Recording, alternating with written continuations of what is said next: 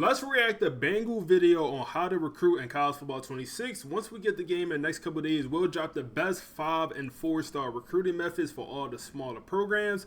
But this was recorded over on Twitch, taken from my live stream. Subathon tomorrow. We're doing a subathon tomorrow on Twitch. We are rebuilding Colorado, only using the transfer portal as soon as it drops tomorrow morning, 11 a.m. Central Time, so make sure you tapped in. Let's get into it. This video is presented by EA Creator Network. Recruiting is the backbone of any college football program, and here in College Football 26, it's obviously no different. I'm going to teach you how to recruit to the best of your abilities in this game, in Dynasty mode, and it all starts with picking your head coach. And keep in mind, this is a work-in-progress version of the game. I've decided to pick a 1-star school for this video to show you that you can still get really good players at 1-star schools if you recruit effectively.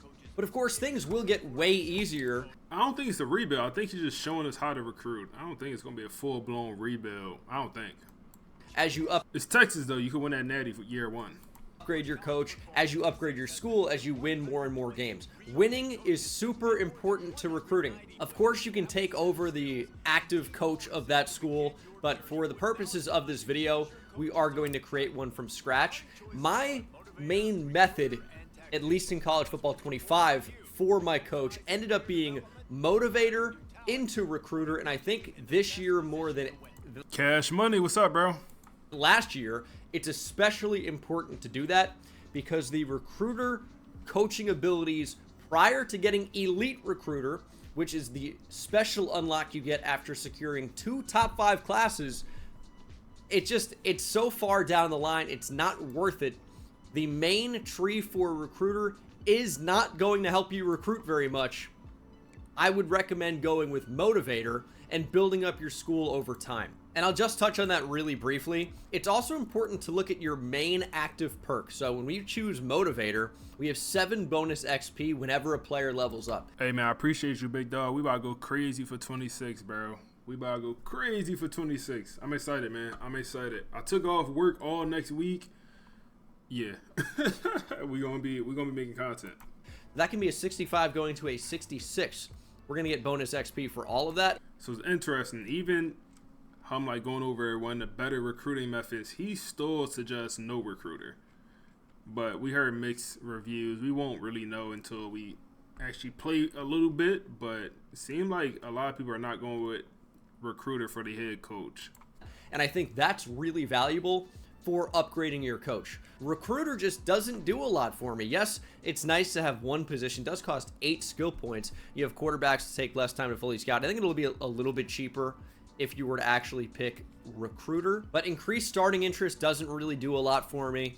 Quarterback transfers are more interested in increased. I don't know, that increased starting interest, I think people sleep on that ability, man. I think they sleep on that ability. The increased interest, like if you just have more players interested in you day one, then like you don't have to. Like, it just makes recruiting so much easier, in my opinion. I feel like people sleep on that ability. Also, the transfer portals, more quarterbacks interested in the transfer portal. I don't know. To me, that sounds like another very good ability, especially with the transfer portal jumping. The unfortunate part is you don't know what percent it is. Like, is it a 10%? Yo, what's up, C-Dubs? How you? You don't know if it's a 10%, a 20%, a 5%. That's the issue. But, yeah, that's probably my issue. Hey, man, Amazon Prime sub free 99. Tap in on Kennedy. Chance to sway quarterbacks. That's just a... Someone gift my man Kennedy a sub, man, so he can watch ad-free. A lot of points for one position to get to anything that's, valuable, which I guess a sway could be. An increased chance of sway is good. But to me, recruiter's just really not going to be worth it. I'd rather get the bonus XP and upgrade my coach completely. And I think even this stuff is already nice. Like interest boost for quarterback recruits when a current QB. You say you're leaning towards tactician? I think I'm going to go recruiter, bro. I think I'm going to go recruiter. Just breaking down all them abilities, I feel like they're pretty good, bro. Not as good as last year, but I do feel like they're pretty good. B hits a skill cap, and that goes for every single position. Yeah, I'd love an interest boost for recruiting. I feel like that's a better recruiting ability than what's actually in the recruiter for the first tier. Anyway, it is super ability than what's actually. I don't know. I disagree with that one because, like, interest boost, like, how much? I'm assuming it's very small. But when a quarterback hit a skill cap, you get an interest boost for quarterback recruits. I feel like that's just very situational. Very situational. You gotta first be going after a quarterback, and that player gotta get a skill cap before he commits. But usually, I feel like players develop later in the season as they play games, they get more XP, and then they get a new skill cap or whatever, or a new upgrade later in the season. By then, you might already have more players committed. I just feel like a little bit situational. For recruiting. I feel like that's a hype for the release tomorrow, man. Bro, I'm so hyped, bro. I'm so hyped. Hey, Cameron Gaming, appreciate the gift of sub, man. Kennedy, you taken care of, bro. Hey, I appreciate you, Cameron. Better recruiting. Appreciate you, big dog. Ability than what's actually in the recruiter for the first tier. Anyway, it is super important. Let's actually get into recruiting. It is super important from preseason. You hyped. Hey, what teams y'all rebuilding, bro? What teams y'all rebuilding? Season week to set up your entire board and scout prospects. Depending on which school you start at, your hours in the top right are going to be very, very different. If you're at a one-star school like me, you may only have 450 hours in this preseason week, whereas if you're at an Ohio State or a Georgia, you might have like 1,000. But in my opinion, it is super, super important to set up your board from the very first week. Now, if you're a smaller school, I think utilizing your pipeline. Not much, bro. I found, so if y'all don't know, we're going to be live tomorrow. We're doing a subathon tomorrow, 11 a.m. And we are doing Colorado. We are rebuilding Colorado only with transfers for my live stream series. And that'll be different. The team we rebuilt all year is going to be a different team. But tomorrow we're just going to do Colorado. Should be able to knock it out all in one stream tomorrow when the game drops.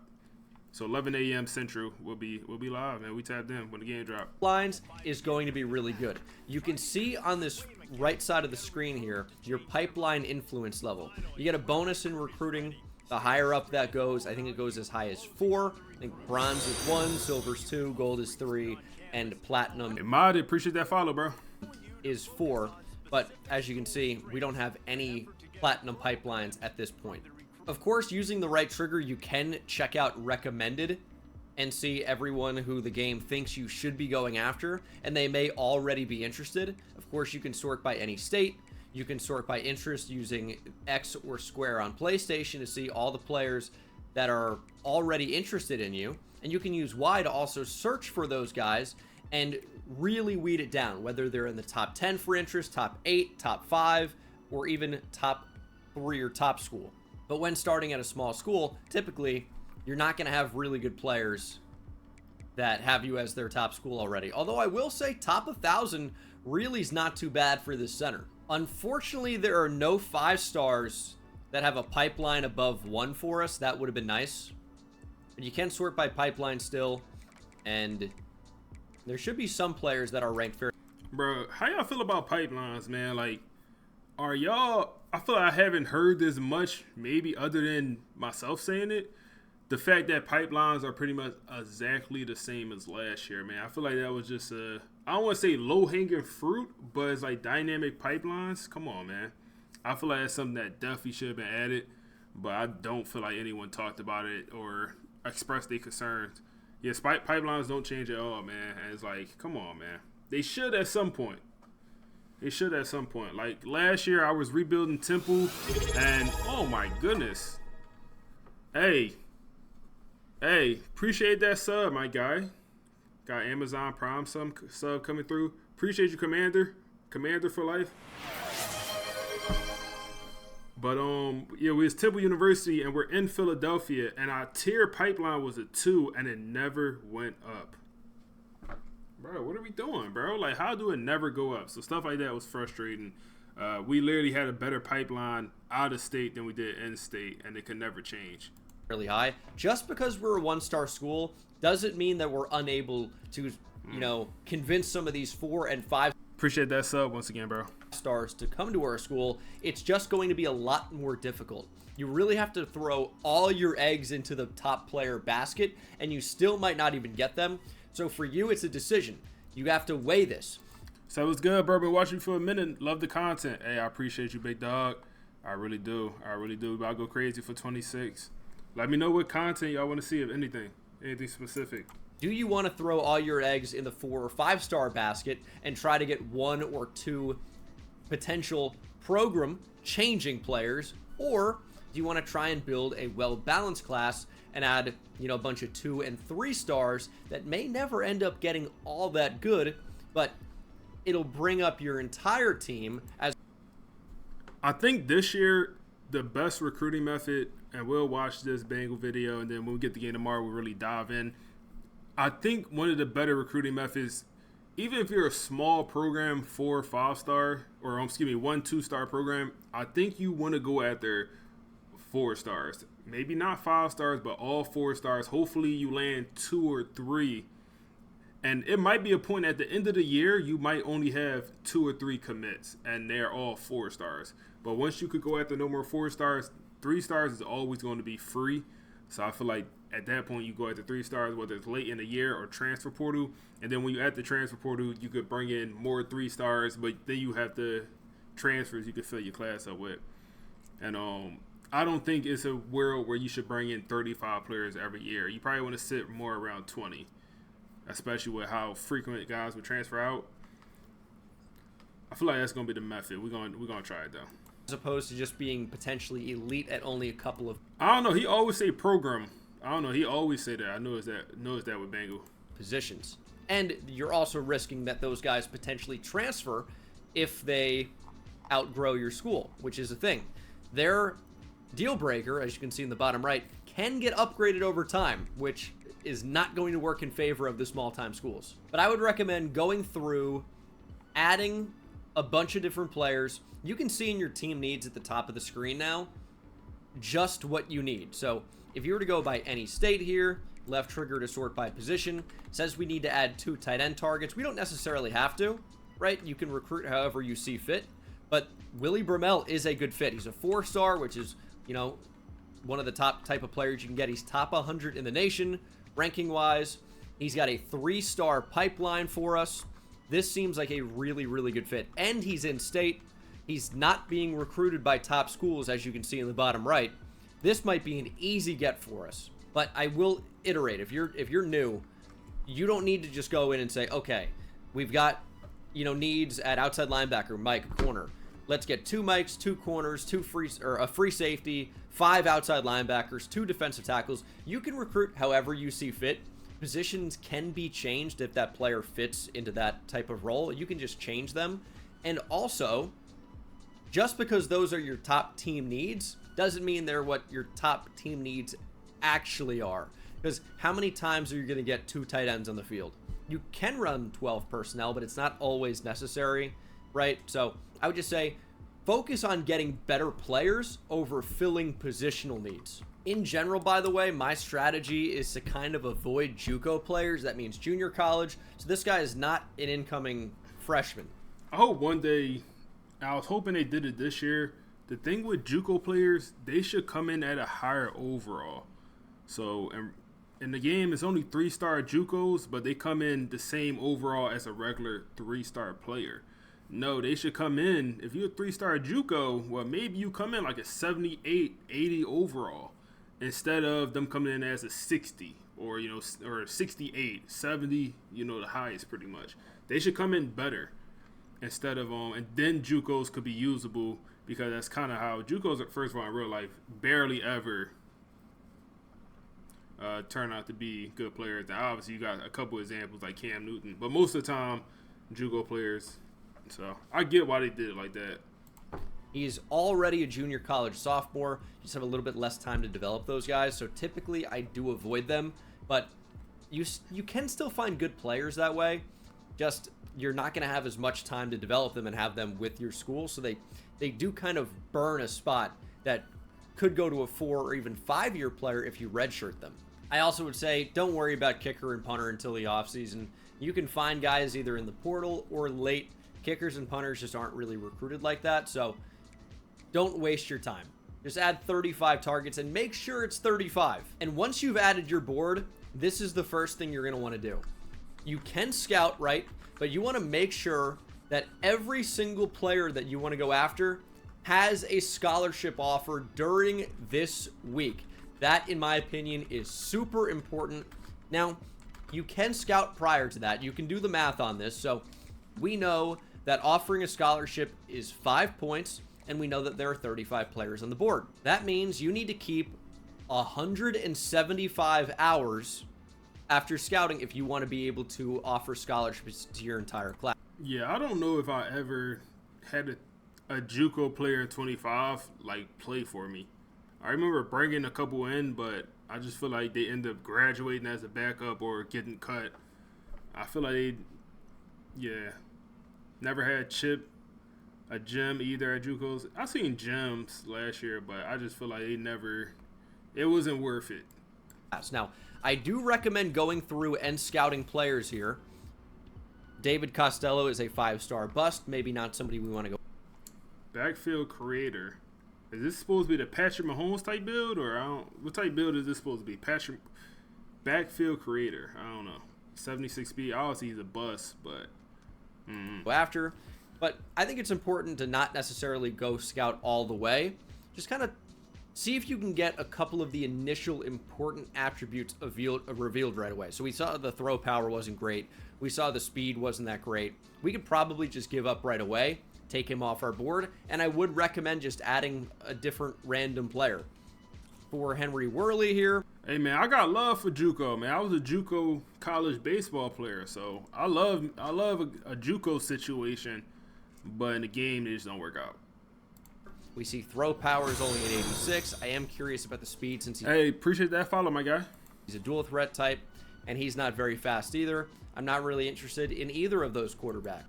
You said you're on Xbox. If you change the location to New Zealand, can you play earlier?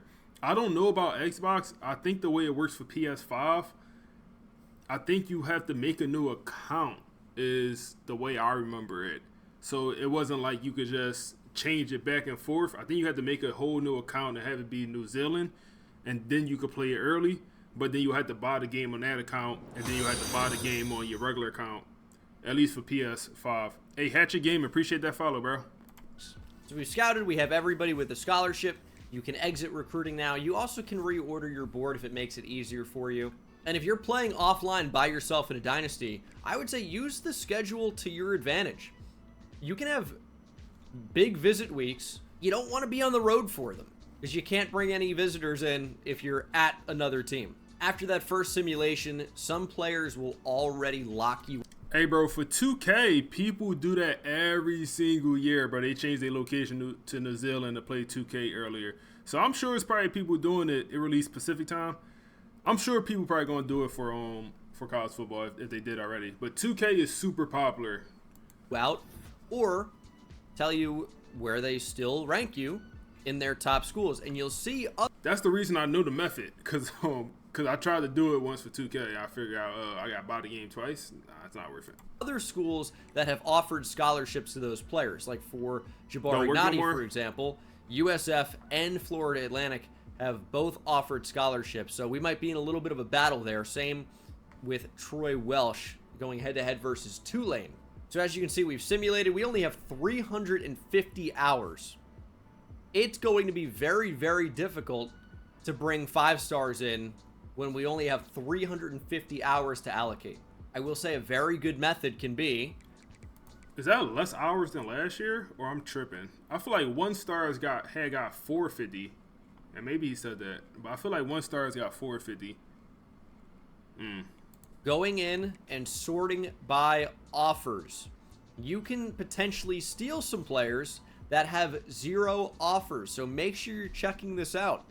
Week 2, week 3, week 4, as early as possible. Clyde Vick might be a free type of recruit because he's a 3-star that's ranked top 550. That's pretty good. But Auburn, Duke, Georgia, Tennessee, UConn, they may have interest. They have not offered scholarships. You could potentially run away with this recruit if you wanted to. But this is typically... Yeah, bro, what's up with the noon release on a Monday, bro? Like, what's the thought process, EA? Like, releasing that baby on this past Friday? What, man? That would have been perfect. 4th of July, everyone's off from work. Everyone would have been on the game on release night. It dropped at 12 on Friday. Everyone could play, that night because they got off the next day. And just a long weekend. Perfect time to release the game. Why are we dropping it on a Monday, man? I just don't know the thought process. The week where I decide, okay, which players will we have no chance to get? That boy Nice, what's up, my guy?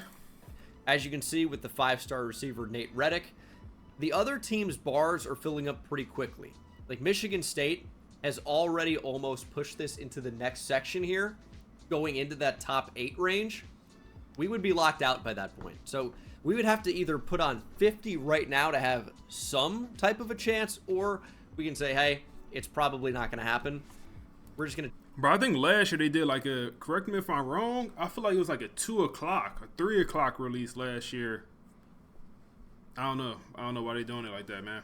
Take him off our board and potentially get somebody else. Like Alex Buck is a 5-star, but those bars are filling up a little bit more slowly compared to the other 5-stars. So I'm going to say Alex Buck while being... So I like this. I like where Bengal Head is at when he's looking at the bars and how quickly, because that kind of determined how fast the recruitment is going to go. So like with the last guy, we'll go back to the last guy, like these bars are moving a lot faster. So this kind of tells me this is going to be a super quick recruitment. Compared to this guy, the bar is kind of going a little bit slower to start. So this might be a slower recruitment. And then also the biggest deal of this, Georgia, he's from Georgia, and Georgia is not in the mix. Appreciate that follow, bro. Georgia is not in the mix. If they're in the mix, they're going to dominate this recruitment because, like, Georgia going after Georgia guys, I feel like that recruitment always goes super fast.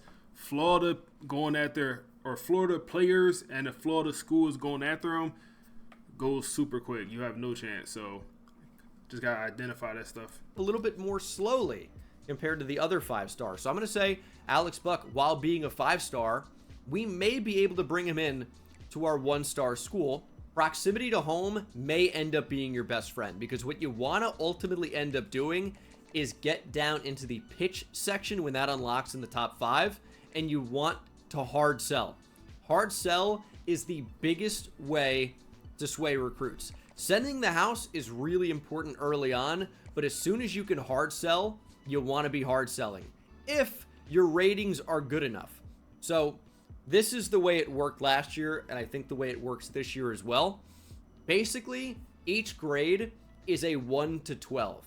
F being a 1, A plus being a 12, and it scales throughout the entire thing.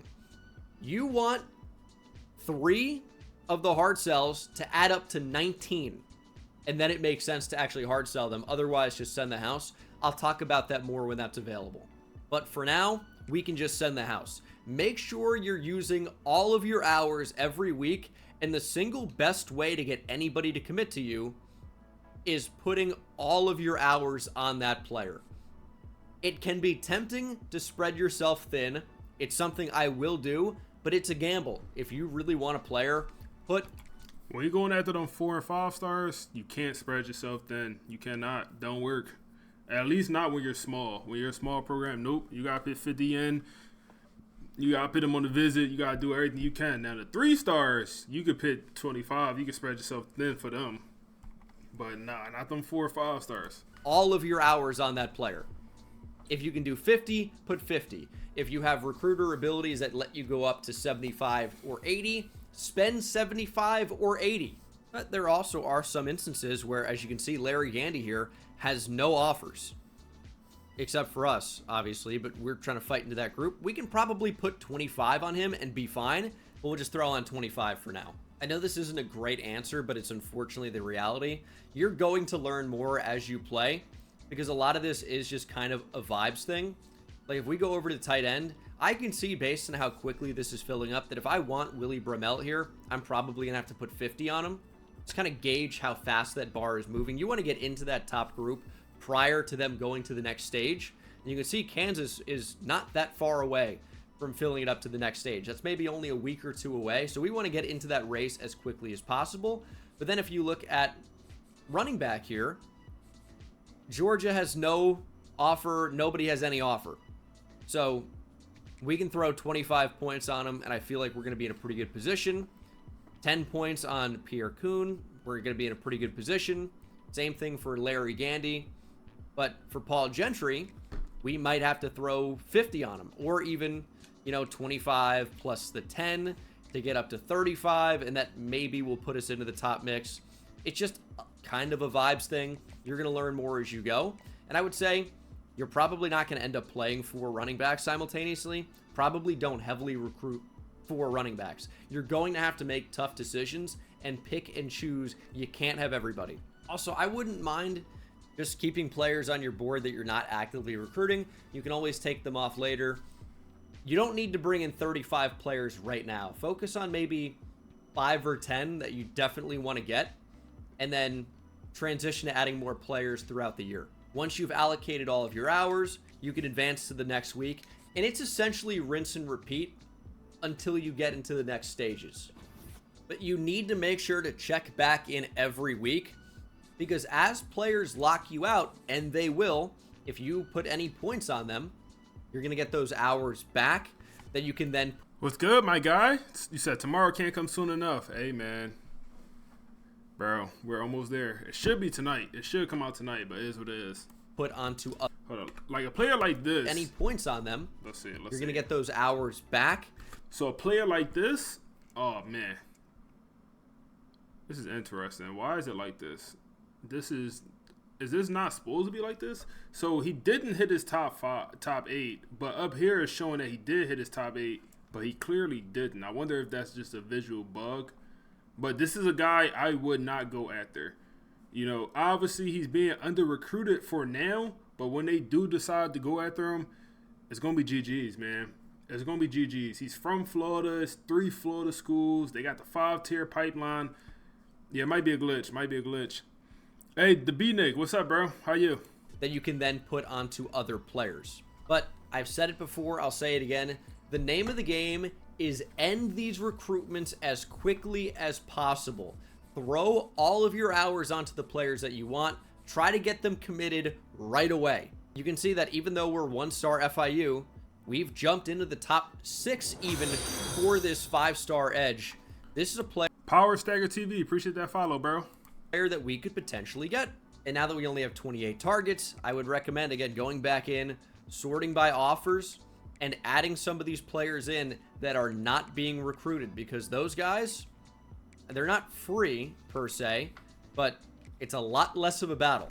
Some of these guys will be free. Not free per se, but it's a lot less of a battle. And if you 3 stars be free in this game, I ain't gonna lie. They be free. Like, this is free. Free 99. It don't get better than this. This is so free. Florida guy, like, yeah, this is free. If you like them, if you have available hours, you can, of course, put hours onto them, offer them scholarships. I don't really have any available hours right now, but adding those guys onto the board, not a bad idea. They will eventually get offered. The 3 stars free when you could get them all in the off season. Like, you could sign an entire class of 3 stars in the off season. But right now, not everyone's going to have an offer from every school. You might be able to steal a few. Like Christian McGooligan. Was he a corner? You can get McGooligan's Island. It's pretty good. I know Gilligan's Island is not really a topical reference. It's going to really resonate with my audience, but it is a pretty good one for those who do get it.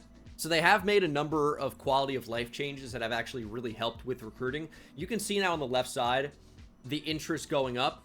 And when players add you to their top 5, you can see it's green now. Troy Welsh is into his top 5. So what does that mean? Well, if we want Troy Welsh, here's what we can do. We can schedule a visit. Rivalry games can be absolutely huge. Let me get some available hours here. This is a tough one because I've been putting in 50 hours to the defensive tackle Desmond Troop, but look at how quickly Alabama is filling up that. This is a tough one. Bar, the Gators in the mix. Like, do I really want to be in a recruiting battle against Alabama? We do get the A+ proximity to home once we can eventually sell, but you can see program tradition that he values is an F. it's going to be tough to get him. So I'll free up those hours for now, and we can add these onto Troy Welsh if we want. So we're going head-to-head versus Tulane, and because he's... You said what he did with the other day, recruiting with UNC was insane. Yeah, we got to finish that video, man. We got that video queued up here. We halfway through, damn near. We might finish that after this, or we might watch another video. We'll see. Close. It only cost 10 to schedule a visit here. Evan, appreciate that follow, big dog. What's up, Space J? Or Space City J? I'm just going to call you J, my guy. Does the game come out tonight? Nope. It come out tomorrow, 11 a.m. Central. Do you have a rebuild team yet? So I do. I decided both my rebuild teams. Tomorrow we're going to do Colorado transfer portal only as soon as the game come out. And then we'll have another team that will rebuild all year. But Colorado transfer portal only live stream. We definitely want to get him in next week against FAU. So right now, we know he likes pro potential, and you can see if you back out to his deal breaker, conference prestige. So even though it's not popping up on the right side, we do know for sure 2 of 3 deal breakers. Now, if you were to go in, add... Are you going to be playing the games or simming for Colorado? I think a combination of both, man. A combination of both. That's a rebuild I want to do just on live. So maybe I'll do only the moments, or maybe I'll sim some games, play some games. We'll see. I haven't decided. Action. This is where you want a hard sell. You can soft sell as well. It has a lesser penalty for getting it wrong, but a lesser bonus for getting it right. So you want to be hard selling. That has the biggest weight. So we know for a fact he likes conference prestige and pro potential. Let's go and see if we can match up those abilities. So this is one. Gamer has conference prestige, playing style, and pro potential. That's one possibility. And that may end up being the only possibility. Okay, it could be this one as well. Pro potential, conference prestige, and championship contender. Those are the only 2 options. So gotta sway him. That sway option, man. That sway option is gonna be like that this year. It could be 2. So we can soft sell this, C-, C-, D- if we want. This is essentially how it works, right? So F actually is 0, but each of these grades has an actual value associated with it. You want to get to the magic number of 19. Then it makes sense to hard sell. So let's do the math. Appreciate that follow. You see this? Cool. Appreciate you. We know we have a D-, a C-, and a C-. That's a... So this is the same exact way it worked last year. This is the same exact way, so... Okay. I guess... I mean, it makes sense for them to not change it. Make it easier on them. 1 plus a 4 plus a 4. That does not get us nearly close enough to 19. On this particular player with that particular package, it does not make sense to hard sell or even soft sell. Now, if it ends up being gamer, C-, B, C-, it's a little bit better. C- is a 4, C- is a 4, B is 8. That adds up to 16. It still doesn't make sense. So for Troy Welsh, this is not somebody I would be selling on. I would just stick to contact friends and family, send the house, that type of deal. The only reason I would want to sell here is to learn what their actual final ability is, or final interest, motivation. So we could soft sell and hope that it's gamer, and then we would get a B in there with playstyle or whatever it ends up being, and then we could potentially sway. If you don't know how sway works, this is what it does. So sway, if successful, this will add your chosen ideal pitch as the recruit's ideal pitch for only your school. They won't get that for anybody else. It's just for you.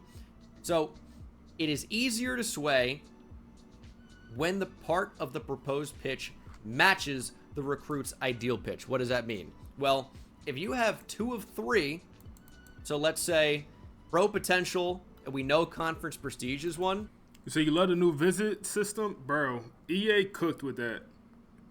That's one of the things EA definitely cooked with, man. That's an idea or a concept I haven't heard before.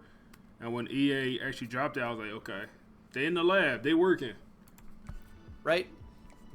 If we were to go out and find pro...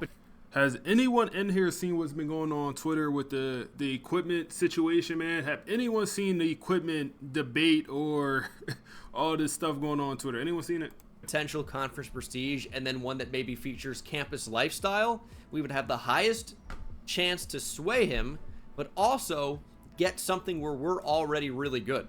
So we'd be looking for something where we can add proximity to home to get an A+, or something with campus lifestyle to get an A in there. But you can't really just choose something where you don't have a school interest for him already. Like, if we didn't have pro potential in there, if it was something like grassroots traditionalist, it's 2 things he's not interested in. It's 3 things he's not interested in, and we're trying to get him to be interested in one of those, right? It just doesn't quite work like that. But if you can add in, you know, something you already have, pro potential, conference prestige, and then get something with a high grade in it, you've got the highest chance to sway, and then you just make something where you're good an interest of his. Hopefully that makes sense. I'm looking at it here. There's just not a ton of crossover. So in this particular interest or instance to me, it doesn't really make a whole lot of sense to sway. You have a medium success rate if you're only doing one. We want that high chance because it takes a week to do this and 30 hours. It's not cheap. We want to have the highest chance to actually make it work, and I just don't think it's worth it in this instance. Because once you get that sway, the whole point of swaying is to then hard sell with that interest now. So if there's not one that lines up to where you have 2 really good grades, it doesn't really... So you've been hearing they might add some equipment later. So like you like the mouthpieces. They added a lot of equipment this year, but the people on Twitter, furious. They are not happy with, they want more. It makes sense to do so. But it does make sense to get the visits going. So for Troy Welsh, you can see what type of bonus you get. It's going to be 2 against the same tier opponent. So last year, EA said, like, at times we really shouldn't pay attention to these arrows. I think this year we should. But last year, I remember at some point, it's like, yeah, the arrows is not super accurate. Because if you looked at the arrows, like doing the family and friends, the DM the player, and whatever the other one was that equaled 40 hours, that had like more arrows than the hard sell. And the hard sell is obviously better, but people's like, oh no, it's all about the arrows. Last year it wasn't. This year I think the arrows actually will mean something. 3 against the same tier opponent in a rivalry game, but sometimes it's going to be nothing. Like, you don't want to bring these guys in on bye weeks typically. You'd love to get it versus a higher tier opponent if you can beat them. But of course, if you lose to them, it's really, really bad. You do not want to bring in recruits and then have them watch you lose. That, you can't have it happen. But for Troy Welsh, we think we can beat FAU. It's a rivalry game, so we get +3 with a win, although -3 with a loss. But we want to bring him in. We know he likes pro potential and conference prestige. They're both C-. It's not great, but it's what we know for a fact right now, and we want to bring him in next week. So we've got to just go with the C-. It's not great, but how can we actually get that to go up? Complimentary visits. So for everybody else in the top 5, we don't have any right now. You would want to bring those guys in if they qualify for complimentary visits. It goes by positions. So for a linebacker, a Sam, an outside linebacker, they will get a complimentary visit with Mike linebackers and defensive linemen, but you don't want to bring in another Sam linebacker. That would be a competitive visit, and you get a subtraction for that. I know it's a lot to take in. Hopefully you... So they're mainly mad about the mouthpieces, the leg sleeves. You guys are following me, okay? Remember, with scheduling visits, you can only do it a week in advance. Like, you can't do it during that same week. It has to be a week or more in advance. So you can get a player, if it's week 2, schedule them for a week 9 visit if they're in your top 5. But you can't have it be week 2 and schedule them on a week 2 visit. It doesn't work that way. They need a little bit of time to get over to campus. But you should be strategic with visits. I was just showing you.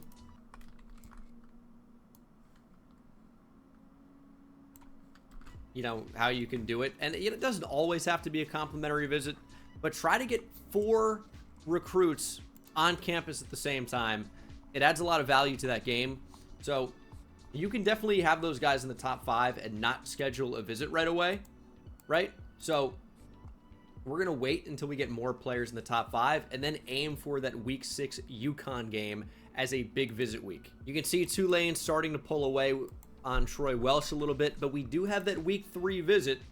I'm going to show you what it looks like when you add 50 points, because it can be really valuable to get that plus the visit. Even though we're behind right now, with a big win over FAU, we could jump into the lead. All right, so we're going to end up beating FAU here. I forced the win just so you can see what it looks like. Again, you want to win, but we're not going to be playing every game here. You do have bonuses for how much you beat the opponent by the way. So if you beat them close, you're not really going to get much of a bonus. If you beat them clearly, you get a decent bonus. And then if you blow them out, you get a massive bonus. So you want to beat them by 17.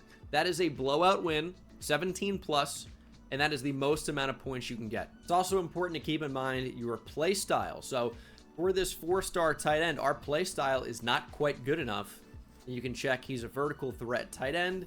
Just go to your school, sort by, using right trigger, sort by that position and that ability. You see he likes receptions. Well, we only have 12. So not great. As you can see, the visit is over. Tulane scheduled a week 14. Okay, the recruit is not going to hold out for that long. But as you can see with Troy Welsh, he actually likes conference prestige, play style, and pro potential. So our play style has changed from a B to an A+. Now it does probably make sense to hard sell. We have an A+ in the mix. So that's going to be a 12 for the A+, and then it's 4 and 4 for C-. So that adds up to 20. That is 19 or above. We absolutely want a hard sell, and then add more points on the back of that. We get the... I think the margin of victory mattered last year also. Because, like, if you won, yeah. I think it mattered last year also. Just looking at these influence arrows. This is kind of what I was talking about earlier. Okay. Biggest bonus possible. You can see with the visit. And then, like, this is what's interesting. So, like, do you have the potential to get, 10 arrows up? Because, like, these are hollow. So I'm assuming it only got, like, 5 out of 10. Like, what does this really mean? But then you look here, it's 6. And then here is 5. Like, I don't, it's not fully making sense, man. And then this arrow down, meet alum. Like, this was a bad, I guess he picked the wrong negative C-. So I guess if you pick a visit or a motivation that's lower than a C, maybe it counts as a negative. I don't know. We didn't get a big boost for meet alumni. Our grade at C- was not high enough, but we did get credit for the win over a same tier rivalry opponent. You can see our net total in the bottom right ends up being... Yeah, that would make sense. So, yeah, maybe it was the potential to be a 10 out of 10 visit, but it was only a 5 out of 10 because of this dropped it down 1, and then same tier opponent. But what if it was a higher tier opponent and a rivalry game? Well, then it's like 5 of these arrows pointing up. I don't know. But then it's like 3, close game. Maybe close game will boost it. If it was a blowout, it would boost it more. Yeah, we learning. 5 out of a possible 10. It would have been much better if we had a higher motivation. You don't want to sell them on a C-, but I just wanted to schedule the visit so you guys can see what type of bonus you can get. We are now right there with Tulane. We're going to end up getting into a recruiting battle. Maybe. And we'll see if we can win that. So this is a lot just for a 3-star, but I'm just trying to show you guys what's possible. How y'all feel about recruiting battles? Do y'all like them? I personally don't love the idea of a recruiting battle the way it's done in this game. We're going to end up, of course, trying to get Willie Brumell. Once we're locked out due to play style, we're in a bit of a tough spot. So we're going to take off those points. It's not going to do it for you. Take those points back because you're not going to gain any ground when you're locked out at the moment. That's another simple thing that was in last year's game, man. Like, you got to go in and remove the hours when a guy lock you out. If you don't do that, like, that should have been removed. But it's a small thing, not the end of the world. Bit of a tough spot. So we're going to take off those points. It's not going to do it for you. Take those points back because you're not going to gain any ground when you're locked out at the moment. With that deal breaker, you're not fully locked out, just for the moment. It can change. But you definitely want to be sure to get those hours back because they can be used elsewhere. It's also important to be mindful of your schedule, right? So if Willie Brumell here is close to making a decision, well, if we don't get him in against UConn, we have a bye in week 7. We don't really want to schedule a visit there. You can get complimentary visits, so you can get a little bit of a boost if you do it right, but you mostly want to schedule during games. We have nothing in week 8. We'd have to wait until week 9. For some of these recruits, that's going to be too late, so just be mindful of that. So we are going to get Brumell on a visit. We could potentially get a boost, somewhere else. If we waited and tried to get a quarterback with him or an offensive lineman or whatever his complimentary things are, it'd be quarterback for sure. But we're just going to try to get him in ASAP to try and end this recruitment as quickly as possible. We know he likes playing time because it's the check mark. We know he likes playing style because that's his deal breaker. So we're just going to find one that fits. We know it can't be this one, although this would be a really good sway. This would be a great time for a sway if he doesn't like proximity to home. Let's check it out. So this is a possibility. He may like coach stability, and we know playing style, playing time for sure. This is another possibility, play style, play time, pro potential. So there are actually quite a few options of what it could be. We might actually just want to use a sway off the rip. That might be the way we want to go about this, because we have a medium success rate, but it's actually a high success rate because he does like playing style. If we can get A, B-, A+, that would be fantastic. I'm going to try and sway Brumell, and then we can soft sell something. Like B-, A+, C- if it's pro potential. So we want to add up to 50. Those hours are done. Dude, the Brumell deal breaker, it's pissing me off. It's killing me. As you can see here, the sway actually did work. So that's great. So we have campus lifestyle unlocked now. That's what it can do. That's the high chance of the sway. Unfortunately, I can't actually recruit him right now because we're not throwing to tight ends enough, I guess. As you can see, Troy Welsh took us off the board. He committed to Tulane. Now, if his deal breaker was something like... I knew, bro, when he said he was going to get into a recruiting battle for this guy, I shook my head and I was like, maybe. I knew he wasn't even going to get this guy, man. He didn't even get into it. He was never getting this guy. Even with the week 3 visit, he wasn't getting him. Championship contender. He wasn't putting in enough hours. Or that can actually change, or even play style maybe. I would say keep him on the board because things could change. He could end up decommitting from Tulane and picking you, but in this case, the conference prestige is not going to change.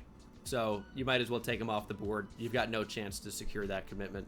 All right, so we're going to simulate this week. We have our hours allocated. They fixed vertical threat tight ends? Yes, sir. Yeah, vertical threat tight ends definitely progress a lot better. But did they fix hybrid safeties progression? I don't even think hybrid safety's in the game no more, man. I think they changed the name of that archetype, right? Someone could confirm, but I think they changed the name of the archetype. So I would assume yes. We should beat UConn here. And you're going to see the results of that visit. Should have gone really, really well. You do see players at risk of transferring. That's going to be a big problem here in college football 26. But Brumell, man, the play style is just not there. We did get a decent boost because of the visit. But you're going to see for guys like Buck, we got a massive boost. Auburn, South Carolina, Florida State, these guys are trying to close in. But as you can see here, we did get quite a nice visit. We had a close game against the same tier opponent, so unfortunately not a big bonus over them, but we did get 4 for attending an A+ position meeting, plus 2 for the complimentary visits. That's a total of 8. Okay. So when you get an A+, then you get 4 out of 10, same tier opponent. That's where you lost out someone. Okay. But the complimentary visit, okay, that's pretty good, man. Playstyle deal breakers are annoying, yeah, bro. It's not. I feel like it's just not done great. I feel like they could have done it better. So a big time bonus for the visit. Alex Buck really enjoyed himself, and he's going to jump into the top 3 here really, really soon.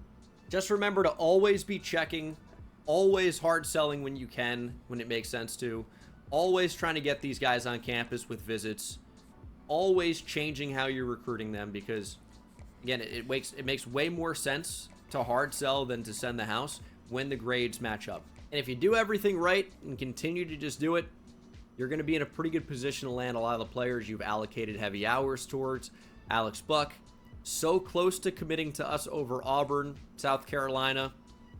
Hopefully we're able to hold on. And there you have it. 5-star edge Alex Buck in year 1 at FIU as picked. He signed a 5-star player as a 1-star school in year 1. We knew it was possible. It was possible last year. And this guy's from Georgia. Not even an in-state dude, man. Not even an in-state dude. I think that's going to be the recruiting method, man. Go after the 4 and 5 stars, even as a 1-2-star program. And then just backfill your class full of 3 stars or transfers. Especially with transfers actually being usable. Yeah, that's going to be the method, I think. Picked the Panthers. That's what we wanted, and that frees up 50 more hours. Obviously, we were also going after Terrell Speed and the tight end Bromell, and we got a little bit unlucky with Bromell and the deal breaker. We weren't going in and playing every game, but this would have been one that we probably could have brought in as well. 6'5", 201-pound vertical threat tight end. Very interesting. And we were close, but we lost out to FSU for Terrell Speed. But we're going after Wowzers. Wowzers is always funny. You say you'll get it if he was from Florida? Yeah. I think recruiting is going to be on the easier side again. a lot of linebackers, so that really shouldn't be a problem. But again, that's a lot of hours to get back. That's why you want these guys to commit as soon as possible, because you get all those hours back and you can use those on other players. You know, we're close to a 4-star running back and we're close to a 3-star center. Like, we've unlocked recruiter here. That's great. And tactician, we're coach level 10. That's why that is. Also, no recruiter for his coach. No recruiter for his coach. And he got a 5-star. So keep that in mind, man. Now accessible to us. But if you go into coach abilities, again, there just still isn't really anything I'd want to buy in there right now. He's just scouting at first and then increase starting interest, which doesn't do anything for me right now. You can wait until the offseason and have that ready for season 2 if you want to use that, but for me, it doesn't really make a lot of sense right now. Of course, the better your school grades are, the easier it's going to be to recruit, but if you just continue at the same pace, doing all the right things, the recruits are going to end up committing, and they're just going to build off each other. They're going to keep flowing. There's a 3-star outside linebacker. Got another recruit. It's a 3-star cornerback. And remember, this is year 1. You say you get it can happen in real life? See, I would argue it can't happen in real life, man. A 4-star or 5-star player, let's say 5-star player going to FIU or going to a bad school. And the first example everyone going to think of is Travis Hunter. Come on, man. For it to be a Travis Hunter, you got to be a Deion Sanders. And this is a head coach that he literally made at the start of the season. So, yeah, there's no Travis Hunter going to Jackson State without a Deion. So, that situation, I feel like don't compare. At a 1-star school, getting a 3-star, pretty good. We'll take that. It is also important to note that you don't necessarily have to fill up the recruiting bar all the way to get these guys, because if you were just in the lead and you've allocated enough resources, if you're just in the lead in the final week, they'll just commit to you. Okay, National Signing Day. This is what it ends up looking like. We didn't get everybody we went after, and a lot of these guys at the bottom here didn't end up committing anywhere, which I don't even know what happens to them. I guess they just disappear. So maybe don't wait until the actual final week to start going after them. But maybe week 2 or week 3. We still did pretty well overall. A lot of 3-stars, some 4-stars in the mix. You can see top classes in here. We end up, did we sneak into the top 50? We were at 49. We had a 5-star, 3 4-stars and 16 3-stars. A lot. I mean, it's not bad. It's not bad. Number 49th class, but you still got the transfer portal to do a lot of work. A lot of these schools brought in some 2-stars. I just didn't really care to go after any of those guys. I don't think they're necessarily some 2-star program difference makers. Colorado, congrats on your number 34 ranked class with 11 2-stars, 10 3-stars, 8 4-stars, and 0 5-stars. I mean, 8 4-stars is good, but they're in the Big 12. They're Colorado. They've got some significant advantages with brand exposure and things like that. At FIU, a 1-star school, we were able to bring in a couple of 4-stars and a 5-star and put this team in a better position. So I think that's a pretty exhaustive breakdown on how you want to recruit in College Football 26, in my opinion. Obviously, it gets easier at the upper echelon schools and, any school that isn't a 1-star. I wanted to go bottom of the barrel here. I think a top 50 is pretty good in year 1, and as you can see, transfers are getting upgraded. Location-based scouting. And you thinking you thinking location-based scouting. That probably also should be a thing, maybe next year. I like that idea, man. We got visits based off, locations. Location-based scouting makes sense also. Maybe it's a lot cheaper to scout a guy in state. Maybe only take 1 click to scout a guy in state. Or that makes a lot of sense, bro. So it's going to be tough to use really small schools in this year's version of the game, or in College Football 26, because you get a lot of transfers that just don't want to be here. How did he get St. Clair? He's a 5-star in real life, I believe. Is he at Ohio State in real life? Did I miss that? I must have missed that. I think he's a 5-star in real life at Ohio State. Yes. College Football 26, because you get a lot of transfers that just don't want to be here anymore. You can have a really successful season, go 11 and. Yeah, talent developer. Yeah, it matters, bro. I think all the coach abilities actually are usable this year compared to last year, in a much better spot. 3, playing a pretty good bowl game against a pretty good opponent, and it won't matter. Guys are just going to transfer out on you. But that is how to recruit. I think we did pretty well. I think, other than the actual intricacies, just remember, put as many hours on the guys that you want as possible. That's the best way to get them. I'll see you in the next one. All right, man. Shout out to Bengal, man. Shout out to Bengal.